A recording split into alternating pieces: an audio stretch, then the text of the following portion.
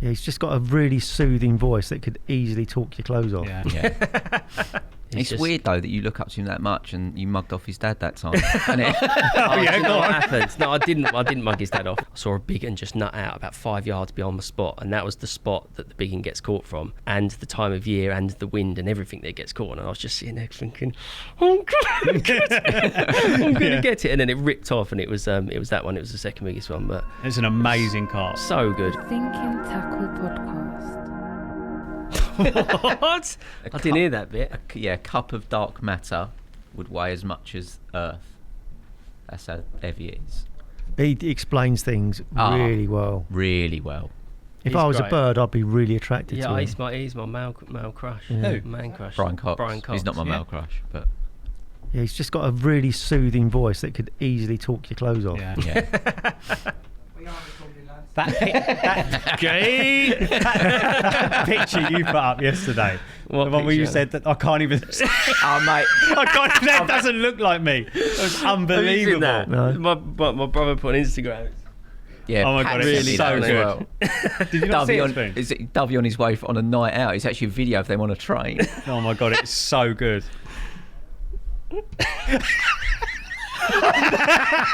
It's so good that. Let's have another look. He's got your nose, isn't he? It's unbelievable. Charlie, my brother's like, mate, is that actually? I was like, I can't remember the picture being taken. You should have gone straight back and gone, I don't look good there. I've been on a long night out. Somebody said as he brushed his hair with a Toblerone. Yeah. Oh, it's class, isn't it? I think you should try and recreate that look now. That exact look. Well, I pretty much have. My missus went on a fire marshal course the other day, and Is this going to be a long story? she said the bloke who was teaching it was a spit of Dovey, just like an older version. Right. I straight went, how much hair did he have? And she went, really highlight. It's not fair, is it, lads? No, it's not. It's out of order. Did he have his eyes closed together? Like uncomfortably close. That image is still on our website. I know. Cheers, lads. I love Director. You were Right. getting texts about that, weren't you? That's the respect. I still do. I still get emails about it. Are we happy to start? Yeah, go on. Yeah, I thought we had. No, well, we had, yeah. Crack on. So we should try and throw that picture up of Dovey. Actually, we were just talking about try and throw that John up can at the probably beginning. get it Dovey on a I night reckon he out. can. Get it in. Everyone good? Yep. Yeah? What's happening? Anything exciting? Anything exciting? Yeah. Me and Dan are going to Asia tomorrow. Yep. Nice. Go to Hong Kong. Hong Kong and then Taiwan. Lovely. For sort of 10 days-ish. Work related, obviously. Work related, yeah, like product and sort of relationship building and yeah. Nice. Yeah. Spoon, I take it you're just going fishing? I will be. Yeah. I had that dream trip last week where I sort of said to you all, I had 2 venues I was going to. Both had 50 pounders in, so the dream was to go, John, just stick a picture up. Blanked on the first lake for 2 nights, went to another lake for a night and blanked there as well. So They're good. Great. Good work. I blanked Great as well few this nights. week. Mate, is it me, before we get going properly, it is fishing hard at the moment. Really hard. Really hard, yeah. You can all carry on. Oh, we well done, Look at Toe. this. Which Old one's got T-boy. sugar in, Toe? What's that? Which one's got sugar in, mate? Sugar, you're sweet enough. There you go. All right. Thanks, Tobe. Cheers.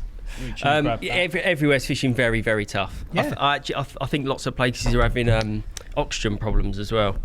I think because we've had like that 3 weeks of really what felt like sort of carpy conditions. Yeah. But in fact, there was no sun to create oxygen through the weed, and there was no wind either. Mm-hmm.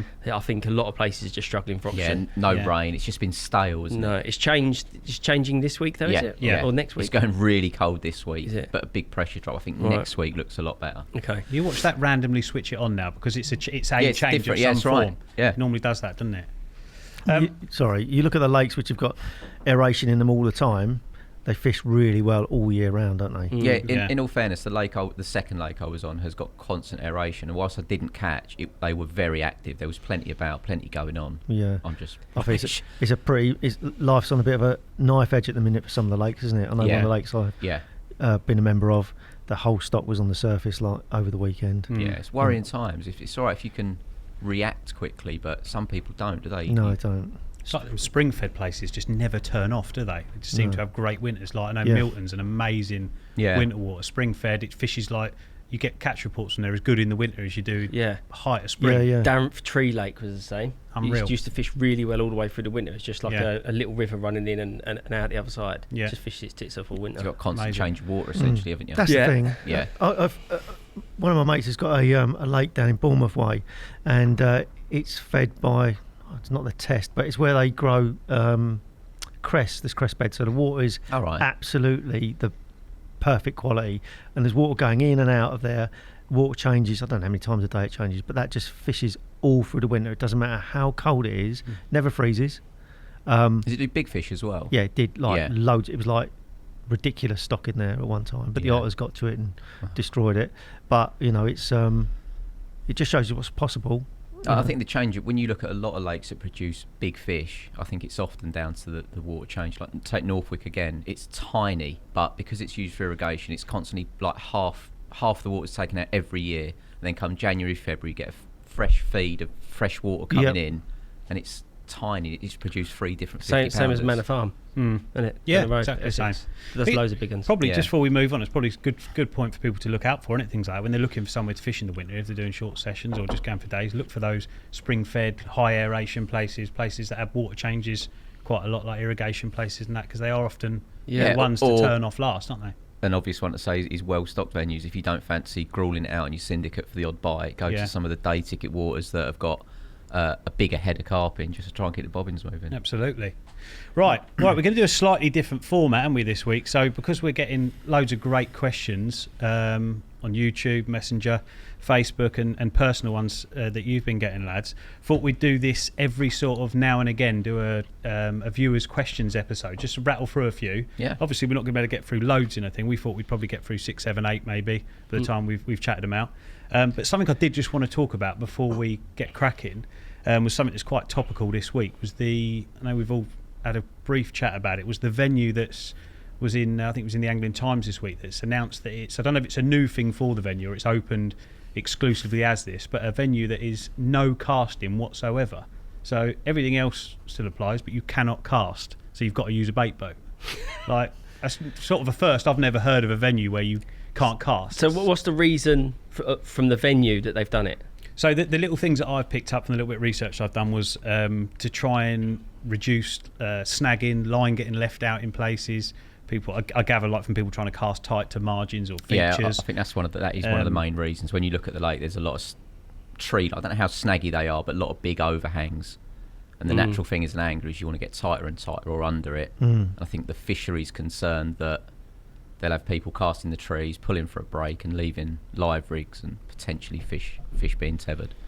It's not something I think is going to catch on. I don't particularly Maybe it will, but probably won't. I don't think so. I think for me it's quite mad because I think especially for somebody, I don't know everything about this water, whether it's a syndicate or whether you're not used to I think it's a booking. It's a booking one, right? So I just think straight away to somebody maybe getting into fishing, like if they're getting into fishing and all of a sudden the place they're going to start going to, they haven't even got a cast out.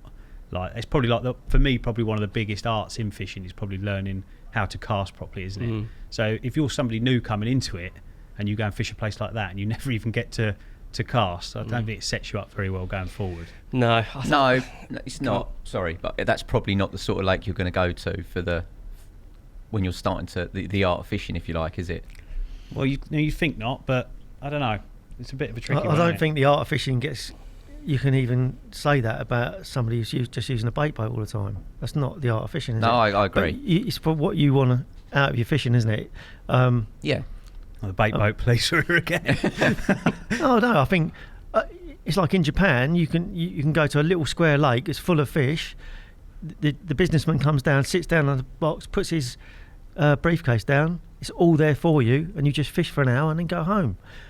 Maybe the future is that's how it's going to be for the future. You know, people just want it easy, want to catch a big fish. Hasn't he just shoved a massive carp in there? I don't know. There is a big one. A big one's gone in there. Yeah. He's got quite a few big ones already, I believe, but he's put a very big one in. It depends on your values, doesn't it? Like for me, the journey to get to catching that big fish, every part of it is got to be worth doing. Do you know what I mean? So, you know, there's skill involved and all the rest. We spoke about this before, but that just sounds like hell for me. I mean, wouldn't do it. But then some people, if you can't physically cast or whatever, then maybe that is a venue that you can go to and enjoy fishing. I feel a little bit contradictory because whilst I've got no interest in using a bait boat, but if there was a rowing boat and I had to go out and drop my rig, I'd feel fine doing it. How do you feel about that? It's because it's difficult to do. Like we sort of say the same thing over again. I think with these sort of rules and technology and everything else, is that it's horses for courses. If that's the type of thing you want to do, then great. It's not what I would like to do. It doesn't feel like it's the full package of fishing to me. I see why the venue's done it. And there'll be lots of people that go there, so well done to the guy that owns it. It's his lake. They're not my rules. But I generally don't like rules. Yeah, I feel like there's risk with every part of fishing for the carp. But the more rules you have, the less risk there is. But the less risk there is, the less fun it is to me. So it's like I want to go somewhere and just be free and do what I want and figure it out. And that's why I don't like fishing lakes with loads of rules, because everyone ends up doing the same thing and you're not working it out. It takes the fun away from it for me. Well, one thing it is, a couple of points, but first point I'd say is it's an absolute leveler, isn't it? Because there isn't really... It's very difficult to make yourself stand out. Yeah, once you know the areas, the spots, and you're using a remote control boat to drop your rig in, and there's no real skill involved in doing that, it is a proper leveler. It is a leveler, but what happens like with everything is that everyone ends up doing the same thing and it opens a door elsewhere. So as long as you can like... Everybody's probably fishing really tight patches of bait, but I can imagine you could probably still try and fish a spread of bait. Are you allowed to use a throwing stick? I don't know. Yeah, probably. Probably. You could probably like find out what everyone's doing and try and do something different. But if there are so many rules like there are on some lakes, you end up being squished so much that there isn't an alternative. And when there isn't an alternative, that's when the fishing gets really, really tricky. Yeah. Is because it is a leveler, and when everyone's doing the same thing, it's like it's not sort of conducive to a good trip, because everyone's the same. So it will be really interesting to see in a 6 months, 2 years time how the actual fishing on there is, because like you say, everyone's going to go drilling under the trees as tight as they can, probably have loads of success to start with, because bait boats are amazing for that, aren't they? But once that all starts getting wised up in that, like you say, unless people start thinking outside the box, 9 times out of 10 someone isn't dropping a single look bait out in a bait boat. They think they've got to fill the hopper up to the top, go and drop it off. So it'll probably be those guys that start taking out just the hook bait, like you say, and start having some success in areas. So yeah, it's a funny one. I don't think it'll catch on. Well, yeah, I've fished a lake. Gravier's is he would rather you didn't cast. Luke Moffat's place. I think you can't cast now, probably because that's my fault. Didn't you crack off or something? Yeah, went there and he said, I'd rather you didn't cast. You have to go out in a boat and bait up and fish from, drop your rigs out, because he doesn't want rigs and leads, littering the lake, or noddies fishing over there cracking off. But he said, I'd rather you didn't cast. So me and Jonesy were fishing the first time we went down there, and I've got wound in, and I thought I just need to straighten that out. First cast, just whacked round the fucking tip and just cracked off and gone sailing out in the lake. God. And I was like, oh no. I've got to go and tell him I've cracked off. Oh, you have to go tell him? Well, you have to. He's got like this huge camera on the front of his house. Yeah, he's watching everything. He's watching you. So if you don't tell him, he's just going to catch you out. So you should have waited for him to come down and just gone, did it look like I cracked off earlier? I bet it did. It did a bit. I didn't. So I put my hands up and told him, but it's like, no more casting. But that's fair dues. He had massive carp in there. He didn't want any. It's quite embarrassing, that, isn't it? It is really embarrassing. Hey, mate, nice to see you, but no more casting, mate. You're all right, mate. You're fine. You crack on. But what stage do you stop at, though? It's like, I know it's a safety thing for the fish, but it's like... We're still putting a hook in it's like not putting petrol in a Formula 1 car, so make it safer. And it's like, but then you can't go, you can't do anything. It's not the fun, is it? Well, we're in quite a quite a tough position to be in it, because we all care for the fish so much. Yet, like you say, what is the cut-off point? We try and do things as safe as possible, but we are still fishing for them. We are still catching them. So I think you nailed it with your comment a few minutes ago. It's his lake. He's got his rules, and that's what it is. Yeah. You're booking it up now. If I owned a lake, which I will do one day, I'm sure, I would have a very small group of people paying probably more money and with no rules. Yeah. And it would be, if you're if you're seen to be doing, if you're being a dickhead, basically, don't push it. You know, like That's my ticket, girl. yeah, if you're pushing it, then no. But go and have fun, lads. Like that, there's freedom out there. It's not. The shame of it is that does always get supported by someone, but there is plenty of syndicates out there, as you know. I know you two have got quite a few sort of non-publicity ones that are like that. Damo's got all of them. But you shouldn't ruin fishing for everyone else because of a few people. That's what happens with everything, is that there's a few idiots, and then there's blanket rules, and then the thing that everyone loved in the beginning is not the same. That's not fair. Like, just get rid of the idiot. Yeah, absolutely. Yeah, the minority spoil it for the majority. It's classic. The best clubs I've been into are ones where the person who's running the club runs it with an iron fist. Yeah. You respect what he says. You know what the deal is before you get your ticket. If you don't like how he does it, don't join. Don't give him your money. You know, and Save, Kenny Gates' lakes, they run perfect. The members are good. Everybody respects each other, and if you don't like it, don't join. You know. Yeah, fair play. Yeah. On that note, should we get in some questions? Yeah. Let's have a look then. Let's pop the first one up. Been some great questions coming in, by the way. So everyone that is sending them in, please keep sending them in. Right, first one. Does the underwater evidence on rigs influence your fishing, or do you stick to what you've always done as it's clearly successful? So let's go with Spoons first. Well, I can honestly say that I mean, the last underwater that showed the shot on the hook and how revolutionary it was, I've been fishing probably 50, 60, 70 times since, and I've still cast out a 7-inch boom with a size 4 crank, either laying on the deck or popped up. Haven't even played with the shot on the hook yet. I think there's always a lot to learn from what we do on the underwater stuff, but it's often on a similar scenario. You're in relatively shallow water, you're on gravel, you've got very, very tight condensed bed of bait. When me and Dovey went to do an underwater in the Netherlands, we fished how we fished and didn't use a shot on a hook, but had lots of chances, didn't we? Just pull that again. Yeah, just twist it. That's it. So if you angle it. Yeah, but so yeah, we fished differently to that. We baited differently and fished how we would normally fish. Yep. And for what we had presented in front of us from a fish activity point of view, had a lot of chances. Yeah, no, for sure. So yeah, for me, it's definitely there to learn from. But I've been a bit stubborn and just stuck to what I've always done so far. Okay, Tom. I would say similar to Spooner, but I have added that bit of putty onto my hook because of the shot. It started at least the conversation within the office. So I think one of the biggest revolutionary things from the underwater that we've all taken from, that we've probably forgotten about, is the stiff hook links. That wasn't something we used a lot before, and the resetting is so important that I wouldn't even think about casting out a soft hook link anymore. So that's probably something that's caught us all hundreds of carp. That's a fair point. Really. And I think it's probably because it's so compounding fishing. I think we've learnt lots, even about bait and about everything else, because of that stiff hook link. Yeah. Because it's been out there fishing for us when we wouldn't have caught anything else after it had been done. So that's something that's definitely come from it. The shot on the hook thing is something that I've half got in my fishing, but in general, I'd say that I'm a bit of a feel angler. That I sort of pull from my experiences in the past and what's gone on. And if I was just to copy something else because I've seen evidence elsewhere, it tends not to work for me. What I've got to now works for me because of whatever reason, the way I cast out or the way I bait or whatever it is.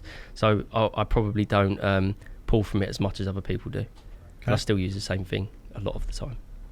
Damon? Yeah, I'd agree. The stiff hook link thing, my rigs just got stiffer and stiffer. The hook link material got thicker and thicker, really, to the point where I'm telling the boys in the office I'm using 068 or whatever it is, and it's thicker than sea line. You know what I mean? It's heavy stuff. But I think when you fished a few lakes, I find myself during the session, if I'm fishing, I change things. Like I'll change things in the middle of the night. If I have to I haven't wound it in to change it purposefully, but I'll just suddenly think, it's not working, or I've not had a bite, I think I should have had one, then I'll try something else. So the fundamentals probably a little bit from the underwater film. I mean, same as Tom, I was using the putty on the hook from Jim Beardwell, which is the same thing as the shot on the hook, and it works. It does work. But I think when you go into different lakes, you get different hook holds, you get the fish pick up the bait differently, so you have to change as you go along. So you might get a few bits from the underwater film, but you're on your own journey. You have to work it out yourself. So, your rigs change as you're working it out. A few years ago, I was just using the same thing all the time, catching fish every trip. Nothing changed really. And then as soon as you move to another lake, you use the same rig and you get a bad hook hold, or you lose one, you instantly start thinking about, how do I improve this? What do I change? And then you get to where you need to be, and then everything's good. So it's rigs and the evolving methods that you use when you're fishing, they're just changing all the time. So I like to keep an open mind on it all. But you have your favourites. You know that this one works, this one works, this one works. And you tend to stick within that circle, and you stick within the circle of people that you're mixing with, because you're all doing something similar, but you find different ways of doing the same thing, if you like. Do you know what I mean? Touches, I think people have got to just take it as a bit of an experience, as something else to add to your armoury. I see lots of comments on Facebook and Instagram going, if I put a spinner rig up, somebody will comment, yeah, but Fairbrass says nothing else works apart from the shot on the hook now. It's that's not what he said. No. That's not what anyone's saying. We're saying that at that moment, with that baiting strategy, that was the rig that worked it out. Yeah. And like Damo's saying, he had changed a few things and got to that on that one trip. So add that to your armoury, but still think about things like he did in the beginning, that not catching, might want to change and put something else on. I think I think you've got a very artificial environment there, where you've got this very small area. You're not fishing at night. When the fish can be feeding at night, and you're still fishing there doing the underwater film, when actually you're probably not going to catch that many during the day, because bites are at night, and you don't see any of that. So there's a lot of failures as well, isn't there, with the underwater films, where it doesn't work. More than successes over the years. Well, that's where you learn as well. What do you think? Well, I was just going to say, I was going to not challenge, because I'm exactly the same. I always use a stiff hook link now all the time. I can't remember the last time I didn't. I used to never use it. And then I remember actually using a prototype. I wasn't even working for Korda. This is going back about, I think I went Teliats or something about 10, 11 years ago with Aris. Might have even been longer than that. And he had the prototype of Boom. I don't know how long ago would that have been. Can you remember? Wasn't that long ago. Boom was 7 years. 7 years, mate? Might have been 7 years. 7 or 8 years ago. We spoke on the last one about us. Boom came out 7 years. We was using it for 2 years, I reckon. Yeah. Do you know who gave me the first? I was talking about it with Simon Scott at the Carp Academy, and he gave me a length of fluorocarbon that was probably a metre long, and it was pink fluorocarbon. It was probably 055. I know the one. Remember that? I know. Must have been like a Japanese fluorocarbon, I suppose. But that's when I first started using them really stiff fluorocarbon hook links. And to be fair, even probably nearly 20 years ago, Turtle was using really stiff hook links like that, but Turtle was always just seen as a madman. Yeah. But actually, he is. But sometimes he comes out with things that are way before their time, like with a Withy Paul. Yeah. A helicopter and a really stiff fluorocarbon hook link, to be fair. But that Boom's probably 7 years ago. Yeah, but that's what I was saying. When I first saw that, I thought there is no way I would ever use that. It just looked really thick, horrible. I was thinking I would never cast that out. And obviously, fast forward all that time now, I would never probably cast anything else out. But it doesn't really matter what environment I'm fishing over now either. I used to always think when I was fishing over something really soft where the lead's going to bury and stuff like that, especially if I wasn't using a helicopter, I'd worry about using that Boom. But now all I end up doing is just increasing the length of it slightly, just to give myself a bit more rope. But when I went away to France last month, this is when it's going to challenge slightly the stiff hook link. Oscar I went with doesn't use Boom ever, just uses really long, like end trap in like 30 pound, the semi-stiff or the soft, I can't remember. And I know Luke Stevenson uses like 2 foot long hook links in like end trap soft or something. So it's funny how you watch those underwaters, you get picked up, put down, picked up, put, and the resetting of it just seems so vital because it just resets every time. But I would love to see a lot more of that, probably on the underwater cameras, that much longer soft hook link, and just see how it performs, because we matched each other when I went away the other week, sort of fish for fish really. Yeah. So we were probably both getting picked up and dropped, both catching fish, fishing in exactly the same way, a really soft environment, heavy leads, and obviously I'm using Boom, which I was panicking at the beginning, thinking, when I saw what he was putting out, I was thinking that he's probably better suited to the situation. It's going to be longer, it's going to lie over it, softer. And then when I put my Boom out, I was thinking I might have to end up changing it, and I didn't, because it's catching loads of fish. So I suppose really I'm going a bit round in circles, but it's quite interesting that you've got these people that use totally different things, and yet we're still getting similar results. Yeah, but are we though? It's very, very. I know you're saying you did in that situation, but you've got a really. It's another single scenario, is it? When you've got a soft bottom, and if the lead's in the silt and he's getting picked up, it's probably as much as resetting as yours is because it's just moving around in the silt. Maybe. I just think I remember watching Daryl's when I went and done that underwater with Daryl that's coming out later on in the year, and his rig was getting thrown back as well. Like I can't remember what material he was using at the time, but his rig was getting probably his multi-combi, but that was getting thrown back on itself as well. And like you think that's never going to go again, and then he was getting pickups just like the thing. So how much you put on that, I don't know, but it is interesting. I always think people's rigs are quite fascinating. Yeah. Now, the stiff hook link thing, it does catch you more carp though. I'm convinced of it. Well, I am. And not even that. Like even when you're just looking at them underwater, when we know they're not tangled, that's the other thing, is that a lot of the time when you're casting, you've got a soft hook link on, you are definitely getting more tangles than someone that's got a stiff hook link. So even if you just put that into the equation, you're catching more carp because of the stiff ones. Yeah, you're presented more, aren't you? Did you ever see the thing with Simon Crowe when he was, I think it was in carpology, he was casting out his soft hook link and it was tangled.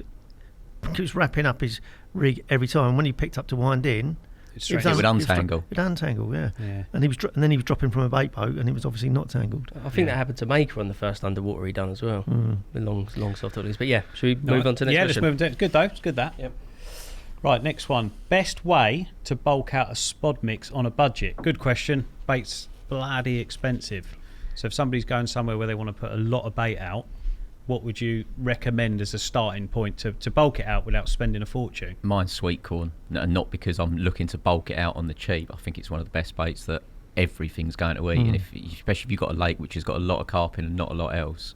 I think just straight sweet corn, yeah, loads of it. Yeah. How much are we talking? Like you'd be happy putting what out? Well, one of them big tins that on its own is, I think dry weight is 1.8 kilo. I think nothing of putting a couple of them out in one hit at the start of a trip.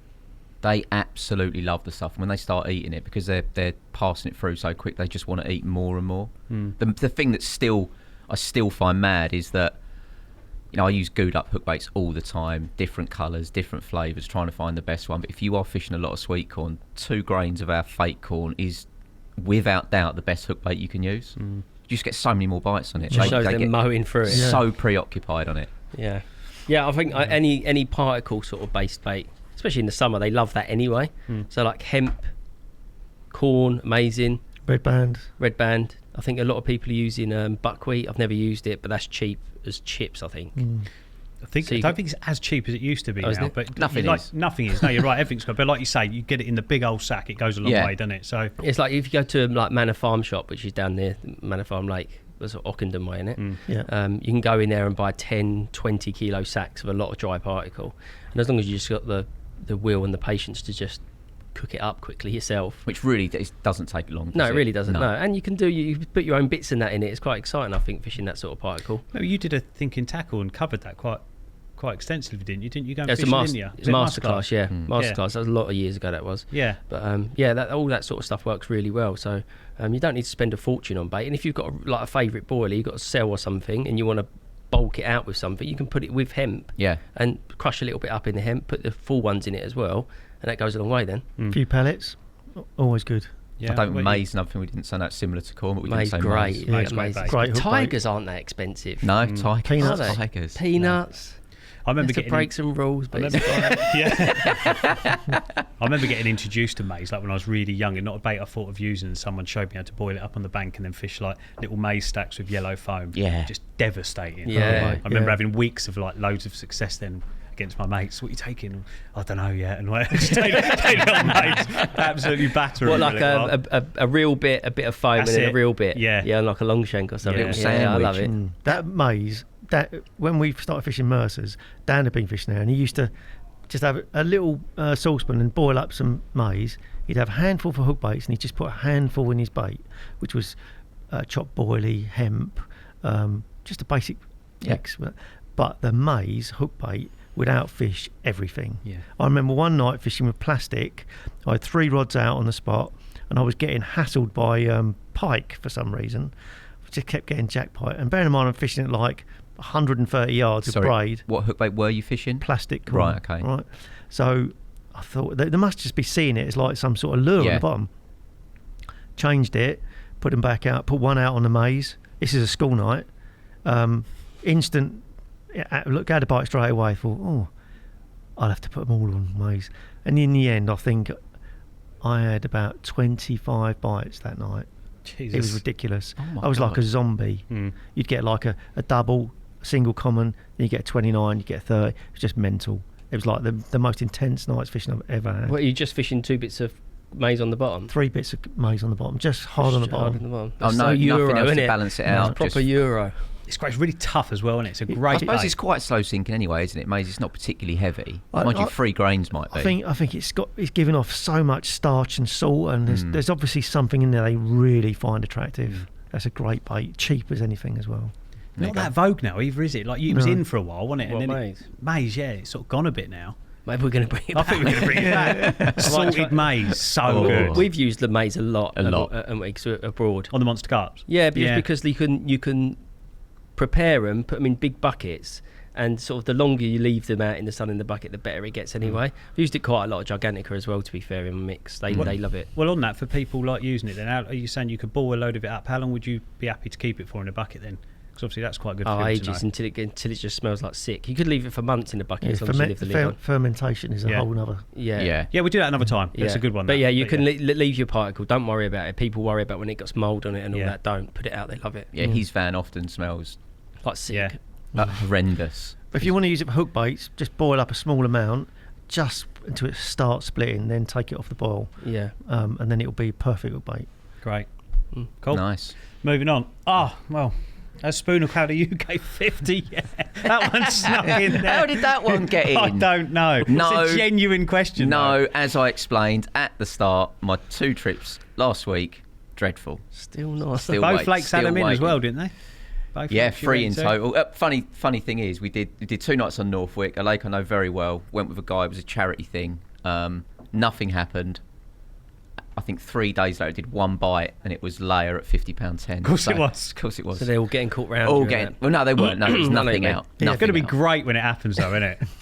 You're going to come Probably bowling not in now. here. I'm already waiting. What grief I'm going to get for it? It won't count for some reason. So you come in all happy and say about, I've had one now, and we go, so have we. God, you're still going on about it. Yeah. Oh, what a great question. they? So, The same first and second name. there you go. Can't trust him. Great name. Adam Adams. Really good name. Great first name. Biggest angling inspiration and why? Let's start with you, Damo. It would be Rod Hutchinson, simply because I got given a book when I was, I don't know, A long time a long ago, time imagine. ago. Yeah. Yeah, it was the Carp Strikes Back. One of the lads over Layer given up fishing, and he gave me this copy.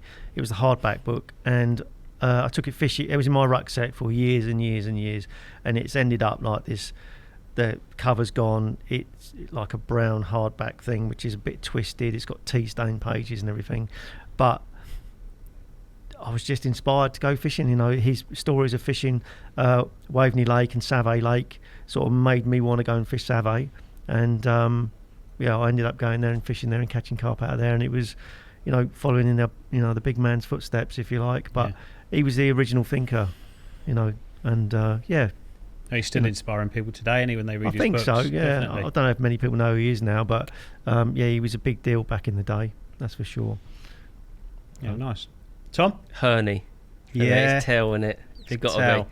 It's a similar sort of thing with Damo, really. When first read In Pursuit, that's when I was like 13, I think. 12 or 13, just getting properly into carp fishing. It was just like a different world. Yeah. And then the whole Yateley era, all of that, that's just so inspirational. I actually think that was a huge movement in carp fishing, and like Massive. it was that was the culture, wasn't it? Yeah, it for, was. Yeah. for years and years and years. And he sort of made you feel like you could be a professional angler. That's how he made me feel. Yeah. Even though you can't really. He was the only one. And how powerful they were reading those books, because I remember something we were talking about earlier reminded me of reading that book, because obviously that's pre-social media and stuff as well, isn't it? Yeah. So like, It's all you just had. that is like so much more powerful, isn't it, than what we get now, because it's so instant and all the time now. You still get inspired, but that was like proper getting inspired, wasn't it? Yeah. Incredible. So I love good that. But in fact, So I might read good. it again. So Yeah. It's so good. I'd like to buy another copy of that. My little dog Wilson, when we first got him, went out one day shopping somewhere. Come back, I've got a video of it actually, it's hilarious. Walked through, we were renting an host house at the time, went through the door and he'd literally mowed the whole bookshelf.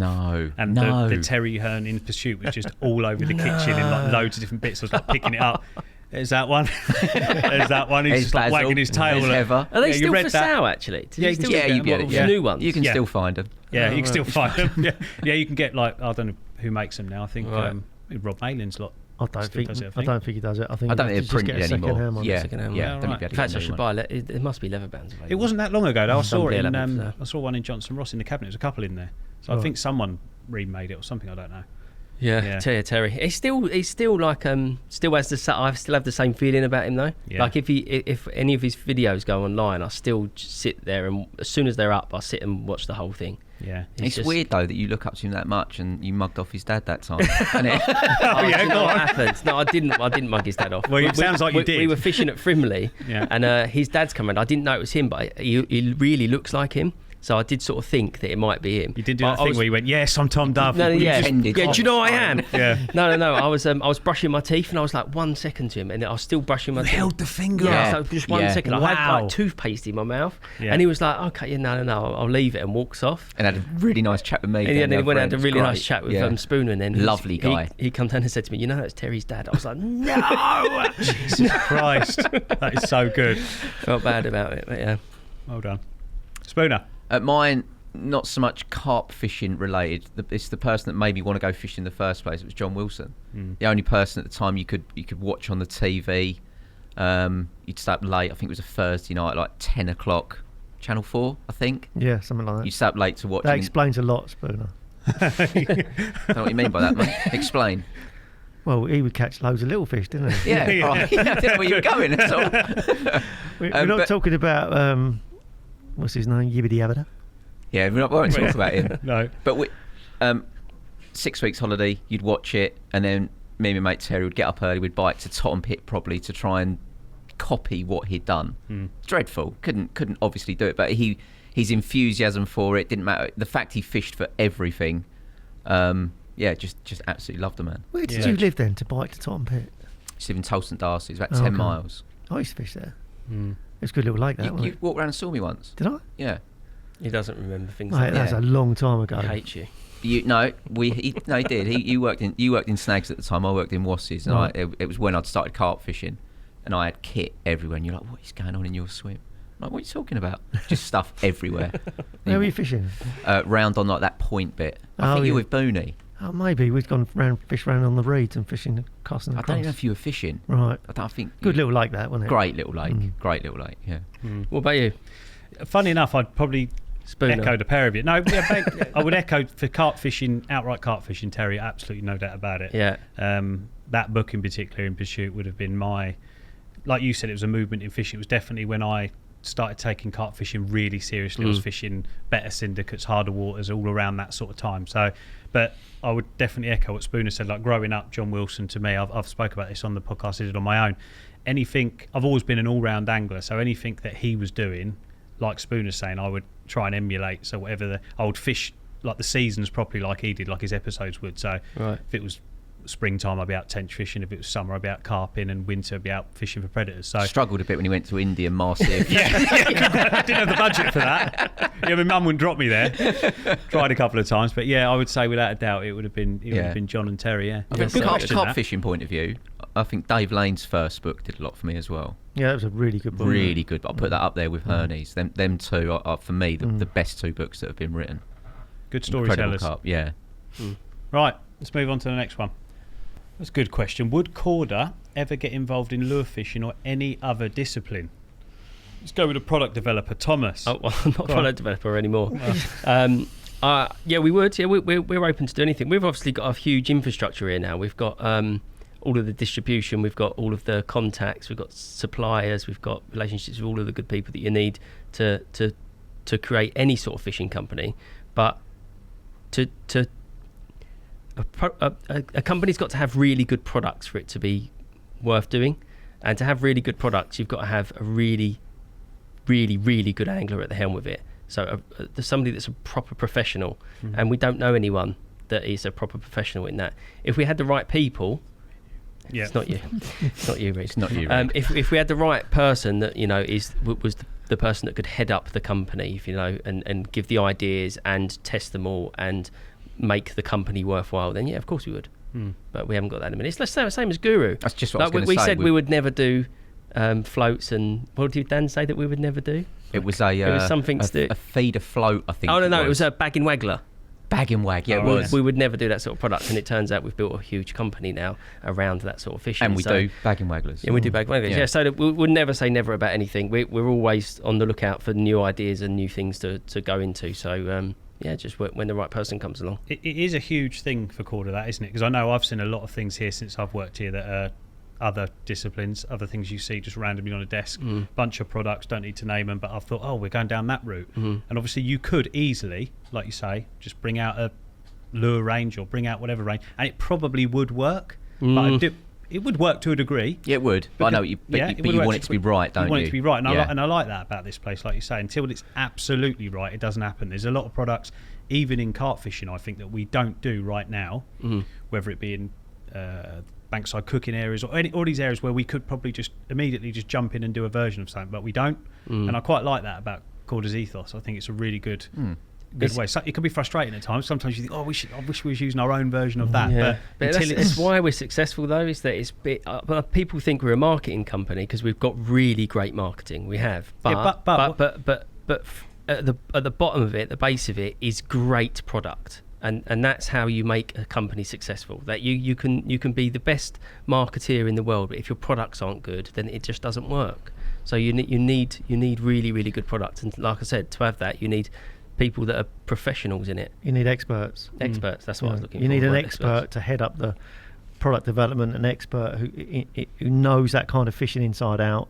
We don't know it, and I'm not saying we're experts in fishing, but we know what works commercially, and everybody at the helm of this company is a damn good angler, and you need that in a fishing business. So if we start a lure company or any kind of predator company, we would look for the same people. But we also need a hook. There's no point doing the same as everybody else. No. We need something that is new, exciting. I don't want to do the same as everybody else. Don't you want a Me Too range, do you? You want there to be something that stands out from the crowd. Yeah, that's an interesting topic. Right, let's move on to the next one. Good one. Favourite carp you have ever caught? Who should we go with first? Spoons. Let's go with spoons. Mine's, it's an obvious one. It was the big one from Cassian. Just because when I got how did that happen, by the way? I'm still not having that. Ridiculous. Right. When I got into carp fishing, Roped off, baited up. but reading everything. There it is. Look. Reading everything that I read when I got into carp fishing, anglers that you looked up to were making the pilgrimage down to Cassian. So not only did I never really expect to fish the place, when I went on to Ellis Point, I remember doing a bit to camera saying, this is where Kevin Ellis hooked his 70 pounder, and I said, I'm not going to catch a 70, just to be here is enough. And the only bite I had was a 70 pounder. It's ridiculous. Unbelievable. What a carp as well. We've covered it so many times, the amount of things that happened to me, Tom and Ali whilst filming Monster Carp, it's insane. It doesn't make sense, does it? No, it doesn't. But it happened time and time again. We all had our Cassian moment. Yeah, amazing. Tom? My one's actually a fish I caught from the Lockwood at Walthamstow Reservoirs. It's not the big one in there, which is one I would dearly love to catch one day. Yeah. But it's the second biggest common in there. It's only £38, and he's an old warrior. It's probably not the best looking fish I've caught, and not the biggest fish I've caught. But because of my sort of love affair with Walthamstow and growing up there, and what the Lockwood itself means to me, and how difficult the lake is. It's easy, mate. Yeah. Damon's done 2 days up there and caught one. That fish is dead now, actually. Yeah. And because of that iconic photo I've always wanted with that in the background, and it. Yeah, for people that are listening and aren't watching at the moment, what is that? So at the end of each of the at the south and the north end of the Lockwood, you've got what we call the Lockwood Towers. I think there's some sort of water tower, but the water tower is sort of sitting probably 30 yards into the lake, and there's a brick bridge that runs to it, and there's all signs and metal and that on it, and it just looks like London to me.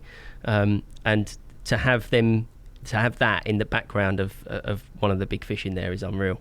So I'd fished there a lot as well and not caught anything out of there, and I'd lost what I thought was the big one, and then I went back the next year done a few more days and didn't catch anything, and ended up having that and a sort of a very exciting carpy morning's fishing. And I just absolutely love that picture. We I think were Kev texting took it just- actually. We were Kev texting behind just the desk, before. Yeah. took the catch shots. Sorry? I remember texting you saying, "Are you up there?" And you even said, "Yeah, it's going to happen." It was only like minutes later you just sent me a picture of the net in the ground. It was The mega. fish jumped behind the spot. You've got it's about, I think it's 80 or 90 acres, is it? And you've got 12 big or 13 big fish in there that are worth catching. And it's very, very deep in the middle, typical reservoir. At 30 yards out, it's 15 foot deep. 50 yards out, it's like 30 foot deep. So you can only fish the edge, really. And I'm fishing like 15, 20 yards out on a new wind. It's perfect time in the morning for a bite, because like sort of late morning is great time for a bite on there. And at about 10:30, I saw a big one just nut out about 5 yards beyond the spot, and that was the spot that the big one gets caught from. And the time of year and the wind and everything that gets caught on. And I was just sitting there thinking, I'm gonna get it. I'm gonna get it. And then it ripped off, and it was that one. It was the second biggest one, but It's an amazing carp. so good. For mate. people that can't so see much it, fun. that is a really, really old comment. Cool isn't it? story as well. Just makes you want to go fishing. Hearing you talk like that. Yeah, Just yeah, makes oh, you yeah. want to immediately get the rods out. It's so. But the thing is with that lake is that everything has to align for that to happen. And most of the time you're sitting up there just like, I'm not going to get one. I'm not going to see one. Then all of a sudden you see it all happening. You think, this is about. it. This Yeah. is the moment. Yeah, and then it does happen. Yeah. But it's just so exciting. Love And it. how big was it? £38, I think. 38. Mega. Nice. What about you, Damo? It was really difficult to say which one. I've got a couple that I've caught from non-publicity lakes, which can't say the picture, but after a goodly while, it'll be this one. This is the Black Mirror from Save. It was my first 50 pounder. Got down on a Thursday, I think, and I'd seen a couple of fish showing this, what's called the Channel 5. So I moved my gear around there, and as the afternoon wore on, the wind got quite strong. It was blowing right down the lake, and they all turned up. There was, I mean, I don't know how many carp were in the lake at the time, but it seemed like most of the stock were down in front of me. And they were rolling off the island margin. There was like a bush that was out there. It was very, very silty. They were bubbling up, they were nutting out, and I couldn't get a bite. It was just ridiculous. The whole night I was just waiting for it to go, and nothing happened. It was raining. It was perfect conditions. So the morning came, and I'm like, I was fishing with boilies, and I was like, this ain't happening. I've got it completely wrong. So the boys were going up to the pub to have a bit of dinner at lunchtime. So I said, I'll come up with you, and then I want to go to the tackle shop. I'm going to get some maggots, of which I got absolutely berated. I'd done a couple of winters before on maggots, and had one bite and slept through the take because I've been getting down there at 2:00 in the morning, walking around looking for shows, and I was so tired. I got my rods out, and then woke up with one line over the top of the other one, and that was the only chance for there.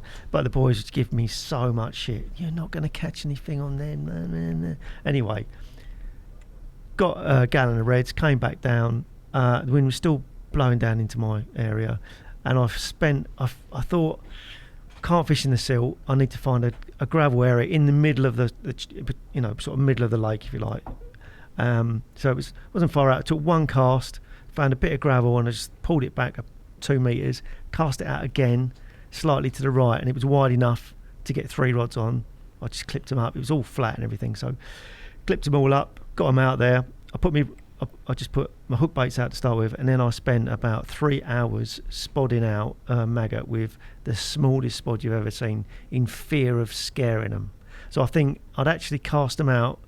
The hook baits were cast out an hour between each one, and then I baited up, thinking I can't fuck this up.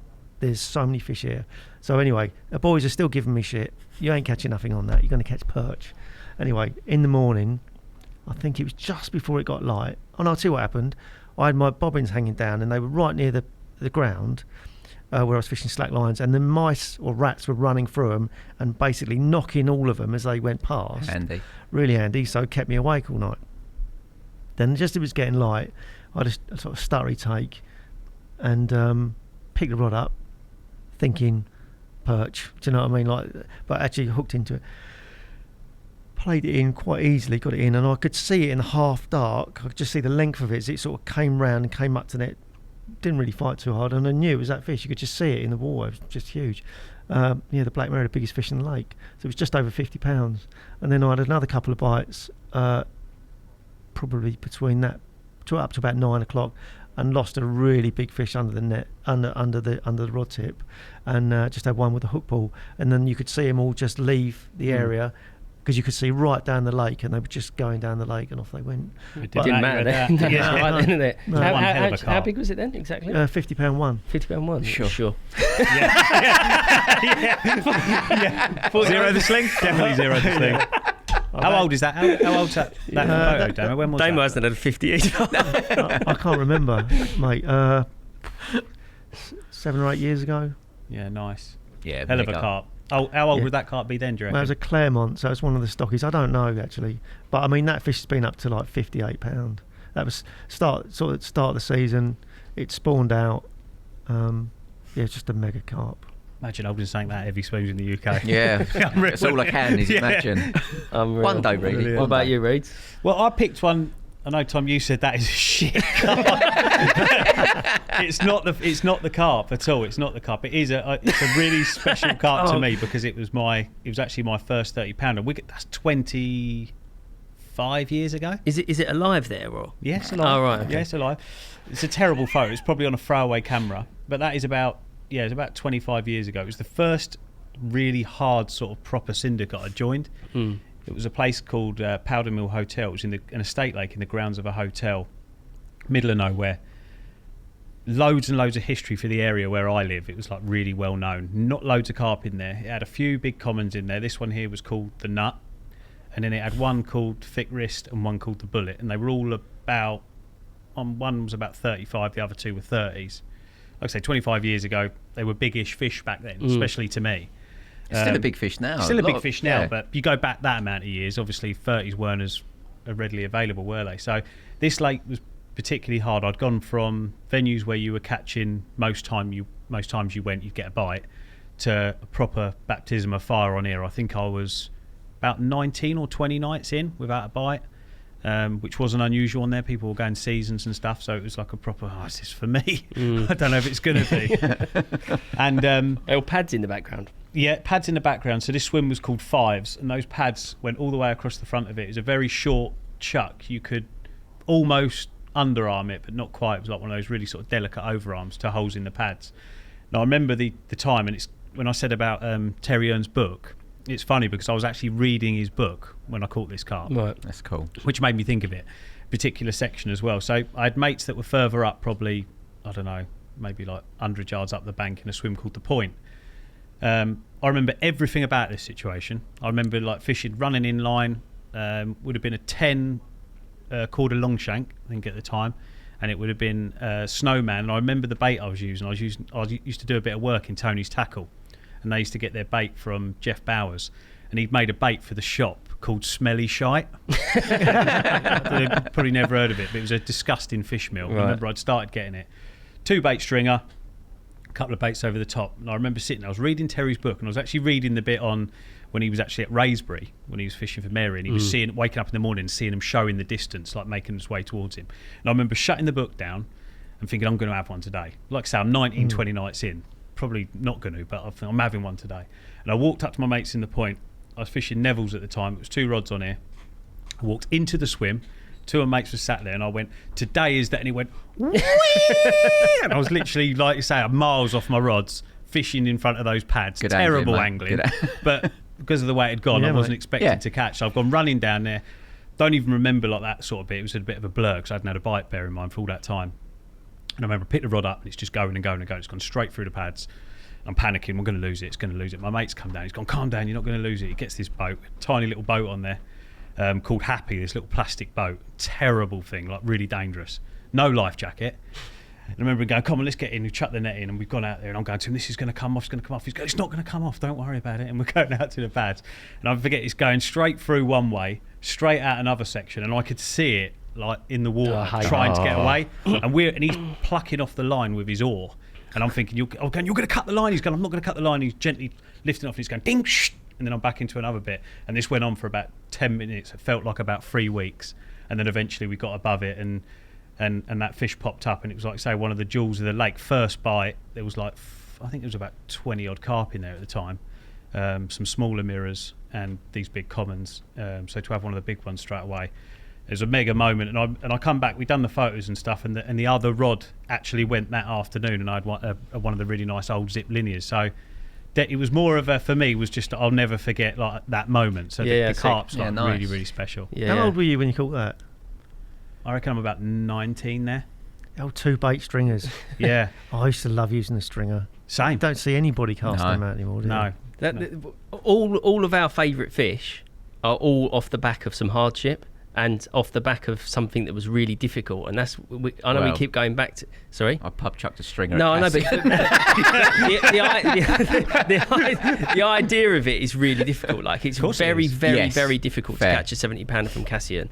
My one was difficult, hundreds of days of catching nothing. So is like pain.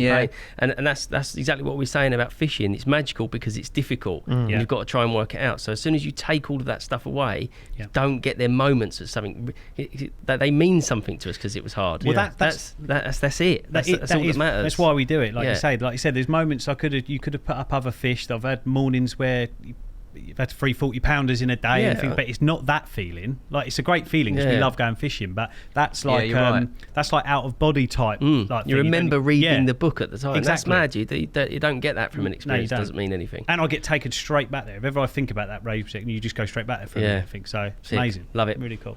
Well, lads, that was absolutely brilliant. I've loved this one. Thanks to everyone that's sent in questions. And I will just say, the guys that have sent in the previous questions, your bits will be going out today. Little Korda clothing bundle. The Korda clothing page is still looking after us a few bits. And any of those questions we've answered today, the guys are going to get a little package, beanie hat, some stickers, and a mug, I believe. I think Beautiful. We're stick together. So very nice. Keep those questions coming. You're what's keeping the podcast going. We're loving it. And we'll see you on the next one. Cheers, See you boys. soon. Cheers, boys.